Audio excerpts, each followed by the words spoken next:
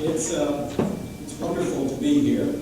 The subject of this conversation is leadership, but the unit of analysis is you. I've spent the last quarter century or so thinking about leadership, talking to people like you, wondering why you and I don't exercise leadership more often than we do. So, in order to think about that today and share with you some thoughts, I'd like to ask you to do a little favor for me. Think about some aspiration that you have for your family, for your community, for your organization, for your nation, for a group of people with whom you're connected. Some aspiration you have for some group of human beings. And think about the current reality. And I want you to think about that gap between your aspiration and the current reality. That gap represents a leadership opportunity. And I'd like you to consider, as we talk for the next 15 minutes or so, what you can do to close that gap. What you can do to make progress in moving from the current reality to get closer to your aspiration. I'd like to begin by telling you a story. My interest here is trying to think about why people don't exercise leadership more often than they do, why you don't, why I don't, and to try to use those insights as a way of helping us, each of us, me very much included, exercise leadership more often than we do. The story is about Rudy Giuliani. Everybody remember Rudy Giuliani? How quickly they forget, right? Well, those of us from New York, or who follow politics closely, will remember that on September 10th, 2001, Rudy Giuliani's reputation was in the pits. It was just awful. He had 3.5 months left on his term as mayor before he was going to be term limited and had to leave office. He had announced his divorce to his wife on television. That's how she found out about it. He had dropped out of the Senate campaign. His relationships with people of color in the city of New York were just terrible. It was awful. People could not wait to get rid of him. And then 2011, 9/11 happened. And it was the perfect situation for Rudy Giuliani. He did what we want our mayors, our presidents, our people in authority, mom and dad, to do when we're in trouble. And that is three things. He was present for us. He was there at the scene. He felt our pain. And he calmed us down. And those functions of people in authority, providing direction and protection and order, are the same for any person in authority. They're the same for a mom and dad in a house, in a home. They're the same for a CEO of a company. They're the same for the President of the United States. It's what we expect people in authority to do. It's very important work, the work of authority, providing direction, protection, and order. But it has nothing to do with leadership. Nothing to do with leadership. It is a different kind of work. Very important. No organization of human beings could survive or thrive without it. But it has nothing to do with leadership. Now, roll the story forward about 6 weeks or so to, say, November 1st. On November 1st, Rudy Giuliani had accumulated more political capital than any politician in my lifetime. Rudy Giuliani could have been elected Pope on November 1st, right? And what did he do with that political capital? He did three things. He tried to extend his term limit time as mayor. He squashed an investigation of looking into why New York wasn't better prepared. And he wrote a book called, anybody remember the name of his book? Leadership. Right? Now just imagine if Rudy Giuliani had taken that opportunity, that enormous amount of political capital he had accumulated, and decided to help this country, and the whole world for that matter, face up to a new reality that was represented by 9/11. Help us try to understand how the world was different than the world we were used to. Help us try to think about how we were going to change our behaviors, our way of looking at things, because the times were different. But what he said to us is what we wanted to hear. He said, you go, do your thing, do your jobs, go to restaurants, enjoy yourself, go to Disneyland. We'll take care of the bad guys. We'll go get the bad guys for you. Right? Which is exactly what we want mom and dad to do. Exactly what we want people in authority to do. Now, this story represents to me the beginnings of an insight about why people don't exercise leadership more often than they do. Because leadership is a risky activity. And Rudy Giuliani wanted to run for president. And if he had begun to engage us in that kind of a conversation, he would have put his prospects for running as president at risk. Turns out they were already at risk, but he didn't know that yet. So I want to think about the difference between what we expect of people in authority and leadership. Let me use us as an example here. My assumption is that each of you has some expectation about what I'm supposed to do in the next 10 or 12 minutes that I have with you. And if I asked you to complete the sentence, I expect Marty to, you'd be able to complete that sentence. Some people would say educate, stimulate, entertain, share some insights, tell some stories. They would be all around the same thing. But everybody would have some expectation. And so one way of thinking about my job is that I've got to figure out what you expect of me and to deliver it, and if I'm any good, to deliver it at a high level of competence.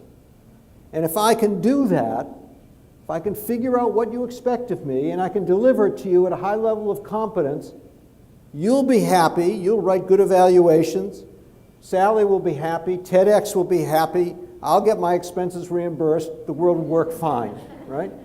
And I think that's the way organizational life works. I think that's the way family life works. We figure out what is expected of us, and we try to deliver it at a high level of competence, and we get rewarded for that. And we get rewarded in whatever the coin of the realm is. The coin of the realm here is those things that I was talking about. Good evaluations, I get my expenses reimbursed, Sally feels good about the event, TEDx feels good about the event, everybody is happy. Right?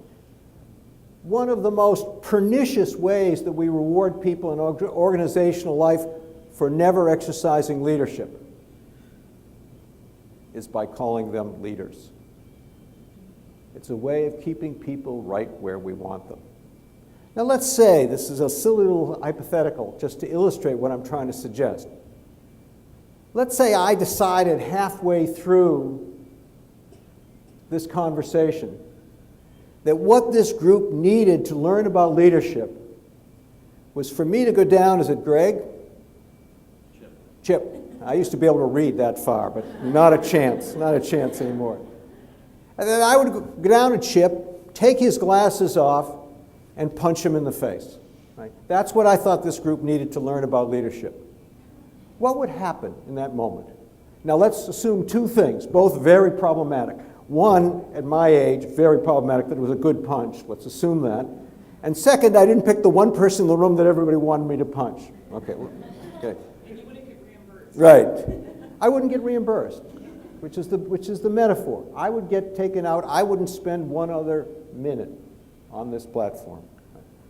Now that silly little metaphor suggests to me one of the most important reasons why you and I don't exercise leadership more often than we do. Because we understand that it is risky and dangerous work.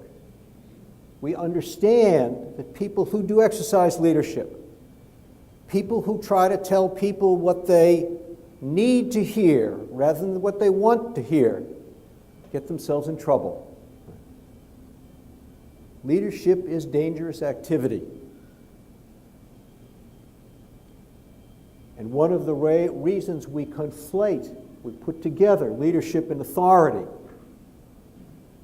is so we don't get people pushing on those boundaries, upsetting us, making us feel uncomfortable. Now, the other idea that I want to think about and surface here is what kinds of problems require an exercise of leadership. Because there are a lot of problems for which the exercise of authority is exactly what we want. We want people in authority to tell us what to do and tell us what our role is and to protect us from the outside world and to keep things calm. But there are a set of problems, certain kinds of problems, which require a different kind of activity, a different kind of way of being in the world. You see, I believe from my experience and observation that leadership has nothing to do with position. You can exercise leadership from any position, in any organization or outside of organization. I never use the word leader because I think of leadership as an activity, as a behavior, as one person stepping into a situation involving a bunch of other human beings for some purpose. And so what we're talking about now is what are those kinds of situations that require an exercise of leadership, require, in order to make progress, you're stepping out there, you're taking those risks.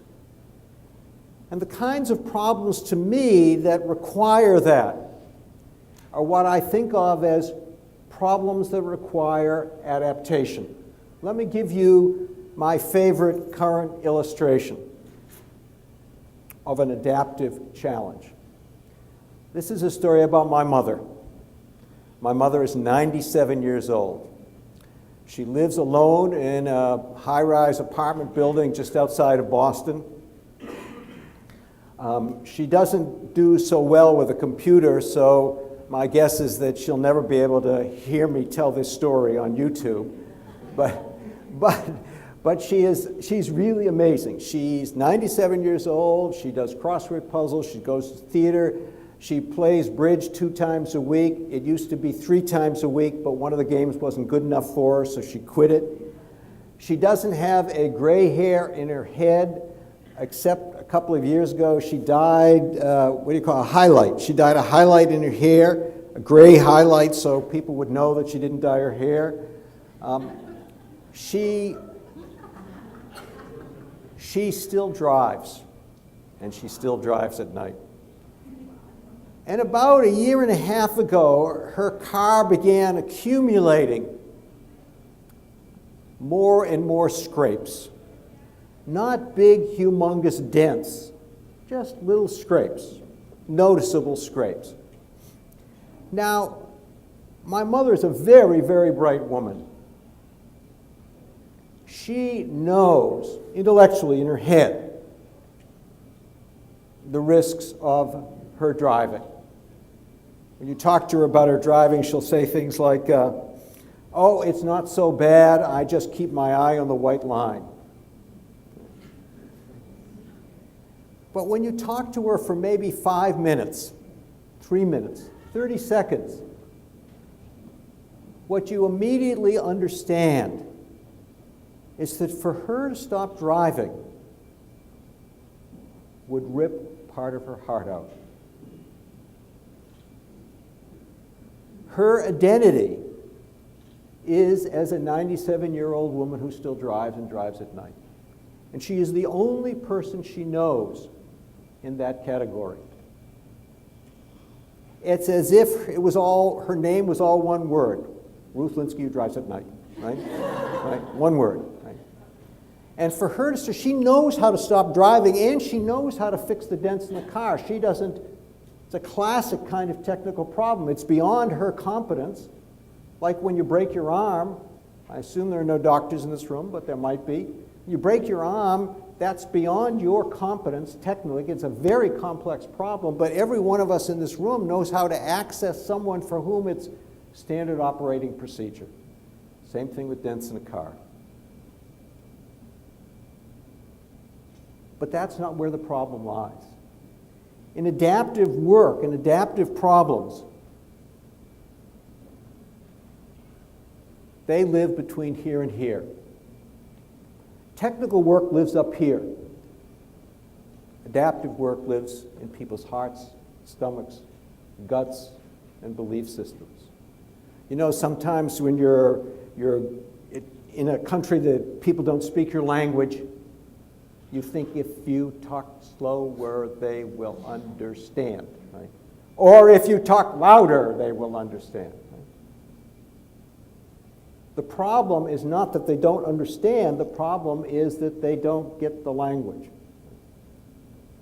And for you to communicate with them, you have to do it differently than the way you normally converse. So for my mother to stop driving would require a huge adaptation. Now, what makes adaptation difficult? If you think about plants and animals, and how they adapt. What happens when a plant or animal adapts, when a species adapts, is they lose part of their DNA. After all, our DNA is 96% the same as chimpanzees. And that 4% is really, really important, but it's only 4%. When a plant or animal evolves, part of their DNA is left behind in order to make room for something new. Leadership is difficult because it is about the distribution of loss. When you are asking people to adapt to a new reality, you're asking them to give up something that is important to them, that's worked for them, that is part of who they are and what makes them feel comfortable in life. When an organization has to change, you're asking people to give up some way of being, some product line, some service, some function that was important to get them where they are. Leading adaptive change is difficult because it is about the distribution of loss. And the opportunity that represents when you are trying to lead change in your family, in your community, in your organization, in your civic life, in your religious life, wherever you're functioning with a group of human beings, is to begin to understand the resistance that you're getting, not as a function of people not getting it, but because people do get it, and they don't like it. Your brilliant idea doesn't sound so brilliant to them because it threatens something that's important to them. The reason that I wanted to talk about this is because we spend too much time talking about the inspirational parts of leadership and not enough time talking about the perspirational parts. And I think that's one of the reasons that we don't exercise leadership more often than we do. We are in an extraordinary period of time. We are all living in an extraordinary period of time. A period of rapid change, tremendous uncertainty, requiring us to make decisions based on inadequate information, and that's just as true in your family as it is in your country. And it is a time in which the world needs you to exercise leadership more often than you do. So whether you're a person who takes advantage of 5% of the opportunities or 50% of the opportunities to exercise leadership, because I think the opportunities come before each of us every day, the challenge is how you can get that 5% up to 7%, how you can get that 50% up to 52%. The world and the people who you live with and play with or function with need you to do that. Thank you very, very much.